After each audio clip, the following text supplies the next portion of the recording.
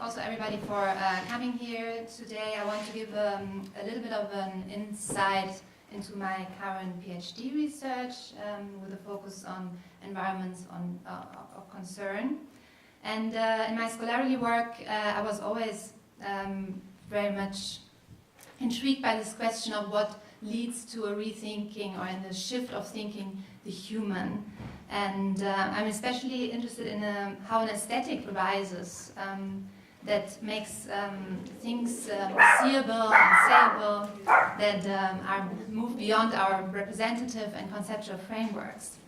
And today we face a new urgency, I want to argue, to overcome the representation of the relation between human and environment due to the understanding of the human impact on planetary level associated with climate change, pollution, etc.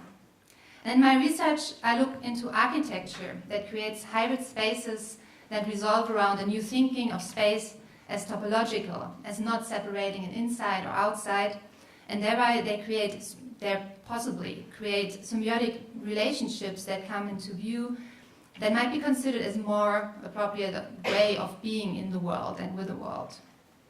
And to situate my work, I want to start with a quote by the theoretician and curator Linda Weintraub, who says, "We cannot avoid being consumers of resources, nor can we refrain from being producers of waste.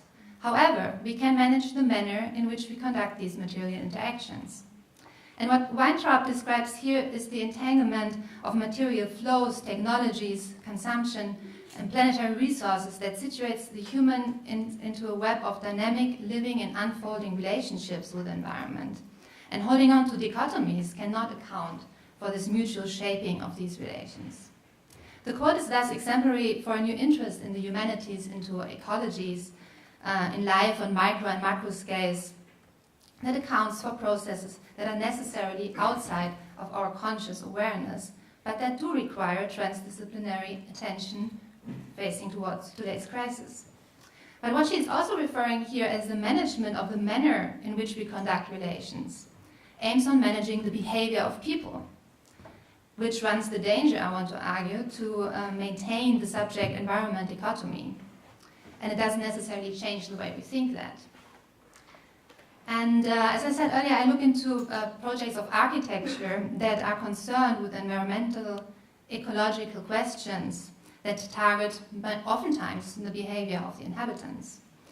The management of behavior here takes oftentimes the form of large-scale digital networks that act in place of the human, in regulating indoor climates in a more sustainable manner, and in responding to weather phenomena, so this dichotomy between the inside and outside stays intact.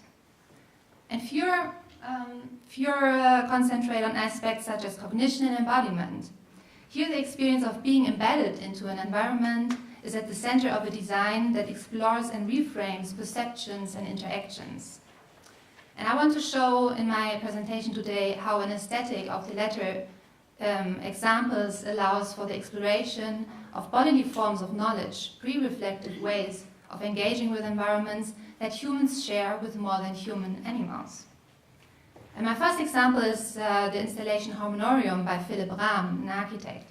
And it's an example that mediates this in-between space. Here the visitor enters a space that emanates an alpine region in using temperature, light, and oxygen levels. So under this plexiglass layers, there's daylight lamps emanating very bright light, the temperature is around 16 degrees, and the oxygen levels are low, as if you would be in 3,000 meter altitude. Altitude sickness might appear under those conditions after 10 minutes, which might be experienced as breathing that gets harder. Certain hormones are released that make you feel more awake, maybe even dizzy, or lead to unreasonable behavior. The experience of the bodily changes at the core of this piece, the vanishing of the separation between bodies and environments, as the audience participates in a changing microclimate because it is responsive at cellular, organic, and organismic levels. So it's this capacity of the body that makes it possible to experience that piece. And it's also this experience of the precariousness of being alive, which means being in a constant transition from a stable state towards an unstable state, that inherits the drive to reach a stability again, that necessarily needs to be on an unknown level, that might come into the experience as a feeling, like a longing towards something. In Homenorium, the principle of homeostasis is challenged in an extreme way. And to understand the relation between human and environment, as it is figured here, it is useful to look at the definition of homeostasis and how it has changed over time, from describing the relation between organism and environments as opposites towards an interrelatedness. And the thermodynamic law states that the organism strives towards a homeostatic equilibrium, with this it comes again the danger that the environment is reduced to a mere cue giver, and that the organism responds to it accordingly because the boundary conditions stay in control of the organism. And newer definitions, and this one is from 2003, move from the notion of maintenance towards process. Here, homeostasis is described as the tendency of an organism to maintain constant conditions in an internal environment while continuously interacting with and adjusting to changes originating within or outside an environment. So here, the relation between the organism and environment is described without a clear distinction between an inside or an outside. And to relate this also to the question back of the behavioral change from before and to Homenorium as a piece, behavior here emerges from the relation that comes to awareness only in parts, but can potentially be experienced as a feeling. And feeling as a mediator of physical, pre-perceptive experiences is central to my research, and I'm using Alfred North Whitehead's definition of physical experience as emotional feeling felt in its relevance to a world beyond. But the feeling is subjectively rooted in the immediacy of the present occasion. It is what the occasion feels for itself, as it derived from the past and is merging into the future. And Whitehead's process philosophy accounts for subjectivity as being a momentary constitution out of events on different scales that I dig into my investigation of the Homenorium as well. So experience in Homenorium on the organic scale is this atmospheric attunement to the microclimate that leads to a certain production of hormones that impacts the way we feel and potentially also the way we behave and act in the space. And we do not feel these organic scale of events that happens inside of our body, but we experience it through its effects that impact the way we perceive and act. And as cultural beings, these events ought to be synthesized into a unified sense of self that allows for reasonable behavior and for further engagement with the environment. As the animals that we are, we perceive the environment according to the possibilities of interacting with it.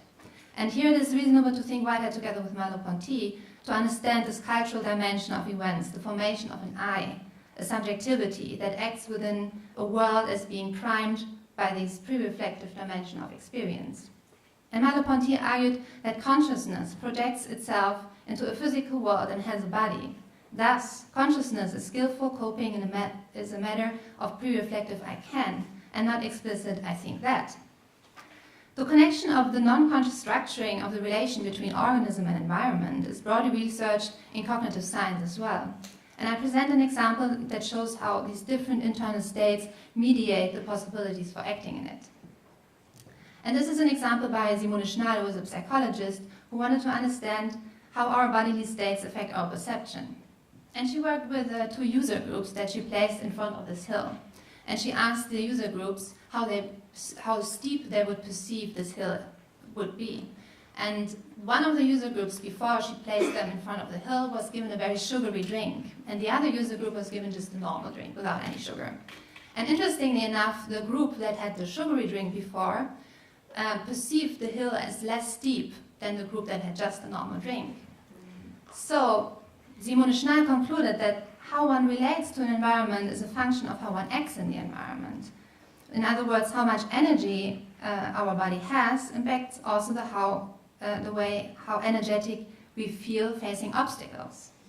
They also repeated that, by the way, it's like giving them backpacks, and those that had no backpack on also perceived the hill as less steep, etc. So what are the researchers I'm referring to and which also leads back to the topic of our conference, argue for is not that internal states or non-conscious perceptions directly drive our behavior, but that there are forms of cognition that are outside of our awareness and that have a priming effect on higher cognitive functions. Considering those does not necessarily lead to abandoning of human agency and the possibility of a political subject. Rather, it opens up possibilities to acknowledge the interrelation of the human with its biological and technical environments, and to take on the new responsibilities that come with this.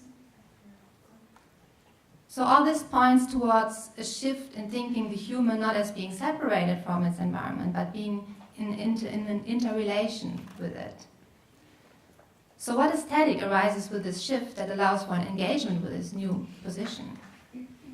Looking at the examples from philosophy and cognitive science, it becomes clear why aesthetic experience here cannot be linked to the appreciation of an object, but has to be understood as an active engagement with world.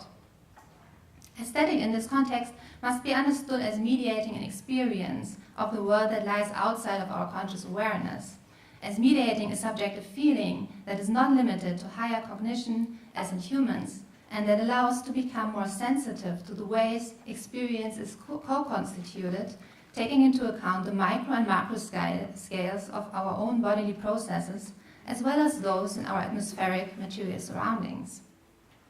And in Harmonium, oxygen played a central role as the element that embeds the audience into the space.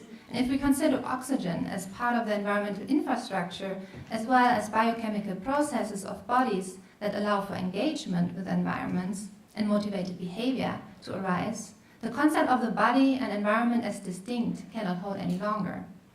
And I want to present the next example from the collective ecological studio, Urban Algae Canopy, where oxygen functions as a mediator for the atmospheric composition of a space shared by human and algae. The walls here are filled with fluid that contains microalgae organisms, and the ongoing respiration of the visitors serves them as the nutrient base. The growth of the algae is influenced by the number of visitors as well, as they produce and they produce thus a dynamic shade, as well as more or less oxygen, which enriches the air quality according to the number of visitors entering the space. So besides the shade and the air quality, visitors also experience the relation in visual effects, since motion sensors track the behavior of the visitors and influence the speed in which the algae fluid is moved through the walls. So here, the ongoing biochemical exchange between human entities and algae becomes part of the environment itself. And it is not so much the individual visitor's interaction that becomes experiential. It is the previous visitor's behavior that affects the environment in a way that it becomes part of the interactions that follow, that can potentially follow. A feeling of sharing an environment is induced through experiencing the effects of others on one's own experience of space, which might us also maybe think of mutualism between different species, but maybe we can talk about that during our conference in the next days.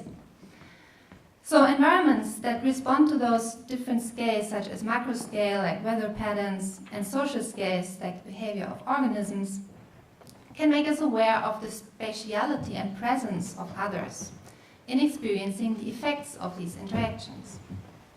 In order to understand how processes of embodiment can create new sensitivities for small-scale events and how these events can lead to meaningful engagement, I decided to not only investigate existing works of art, but also to create an experiment myself that aims to create a perceptual concern for processes outside of our everyday experience. And in my experiment, I'm emanating from a shared metabolism of human and plant, and I want to investigate how other forms of cognition can come to experience in an attunement with an environment that is not related to a pre-given task or intention. And for that, together with artists and designers from Berlin, I created a virtual environment where the user encounters a plant that thrives and eventually dies due to a heated environment. So maybe just very quickly, plants, response to heat stress. Oh, I'm I have some more slides. All good, yeah.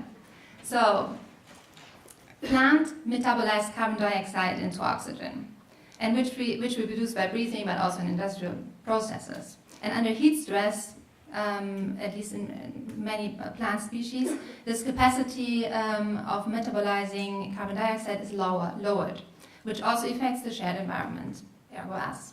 And I wanted to find out if we can create a presence of these processes outside of our awareness for these metabolic processes in the plant, but also experiencing how the human organism affects them, how this this direct relation can come to our awareness. And so we created an interface where, classical as it is in a virtual environment, you have these VR goggles.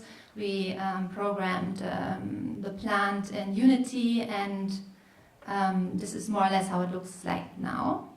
And the process that is being experienced in the experiment is the growing and thriving and eventually dying of the plant.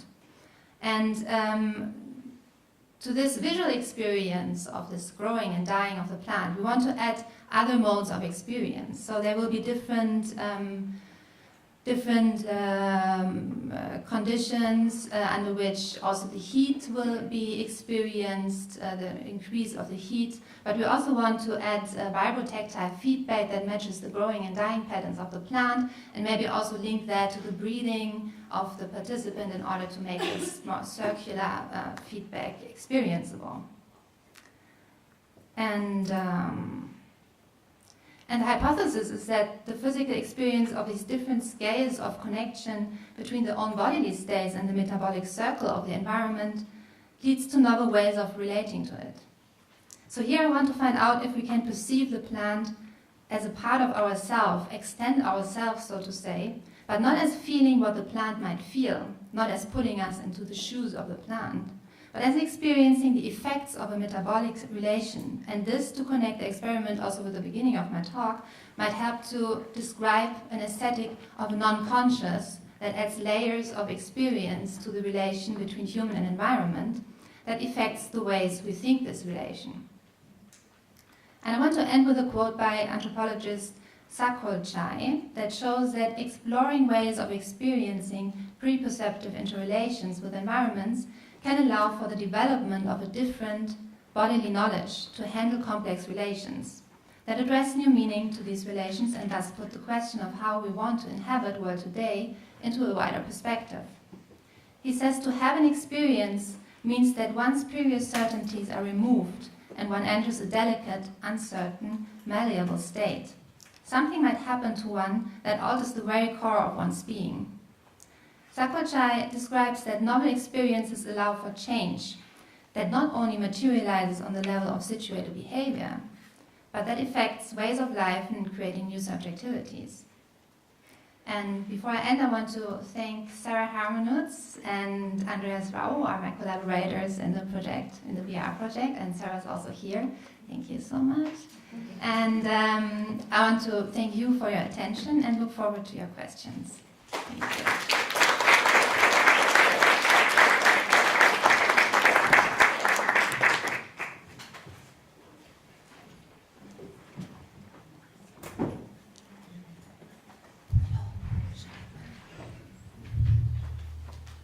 Thank you, Desiree, so much for a very interesting insight. From all the many ideas that I gather, I think we can say there are very interesting approaches and experiments that you showed us, parts of those many examples and series that you are working on, that exactly aims to the bodily engagement, to the also the meta-entanglements, to not disconnect or ignore the human and maybe the human body, but basically relate it into the environment. And I found this very fascinating, and I really would like to know more about it. The examples that you showed with algae and with temperature So basically, I think this is also what you aim for, is to more reflect metabolic systems, but not only the human metabolic systems, but everything is actually altogether connected to. Should I comment on it, or do you have a question? So I think that sums pretty much up what I'm interested in, yes, because as I said earlier, I think that this relation between the human and the environment, or the organism and environment, needs to be rethought as a permeable relationship where there's a constant flow of matter and fluids, etc., that we cannot just distance us from. And I do look into the design of environments that try to bring this outside, not only that outside, inside of our living space, but also to somehow bring this inside of our own bodily processes and how they actually entangle and relate to the atmospheric processes, also bringing that to an experience. So, I think that, in my PhD, I'm using the notion of pre-perceptive experiences as something that I find interesting in looking at, and especially how an aesthetic can somehow address these processes that we actually cannot become aware of, but how can we somehow still lure them into our experience of the everyday life in order to create different experiences that then might also change the way how we actually relate. I don't know if this makes sense or makes it more complex. I'm getting this better.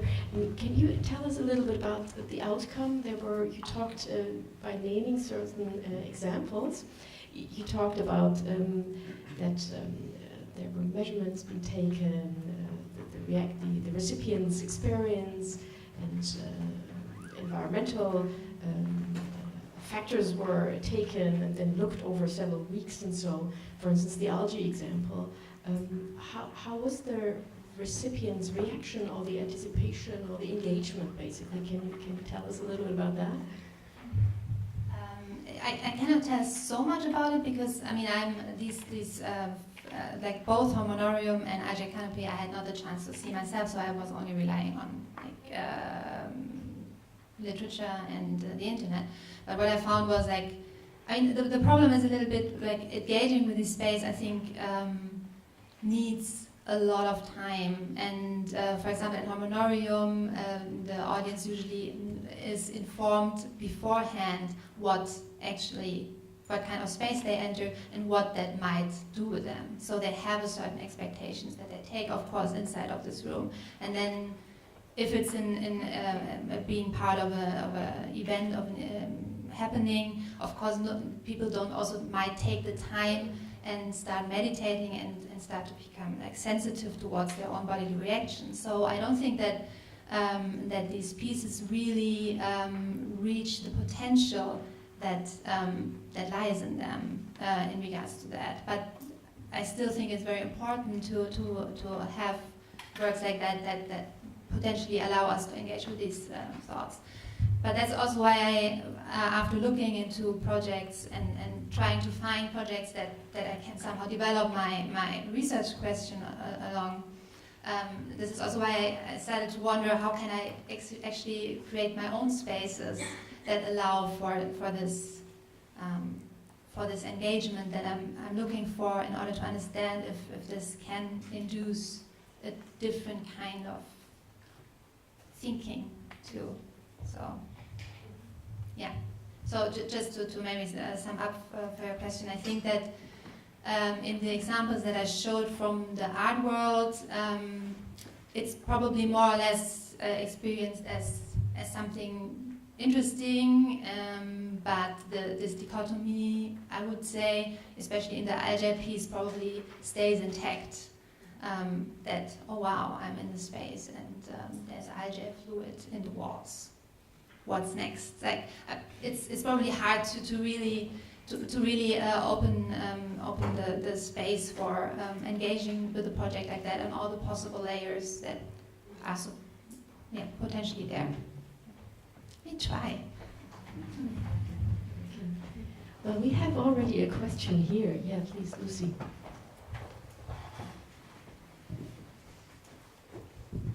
Hi, Desiree. Hey.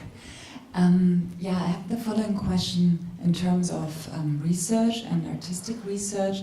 As you give two examples, one is describing a setup with the algae from a perspective of not having created it by yourself.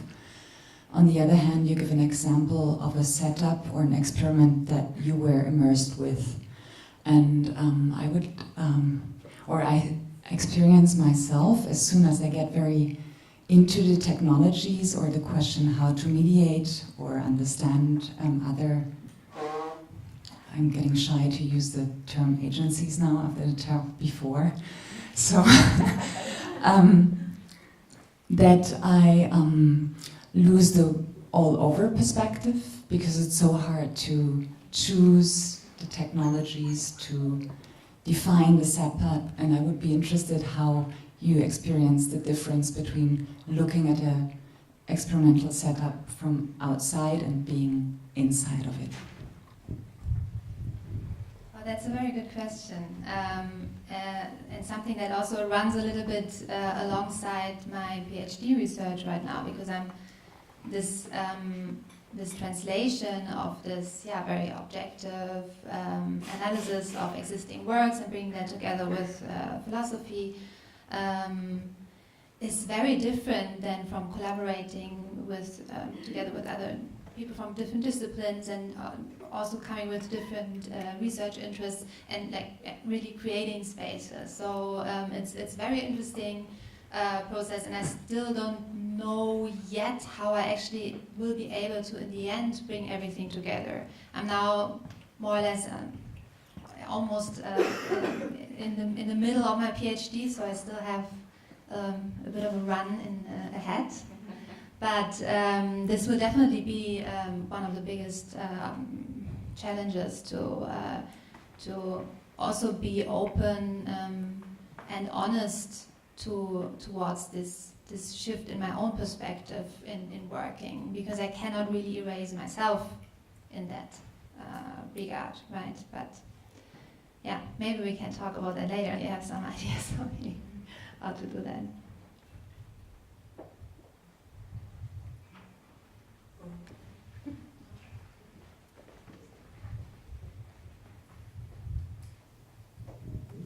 Thank you, Desiree. Fascinating. Maybe you just think about yourself as an organism, right? It's just another environment that you're incorporating or excorporating. What was my actual question? Oh, sorry.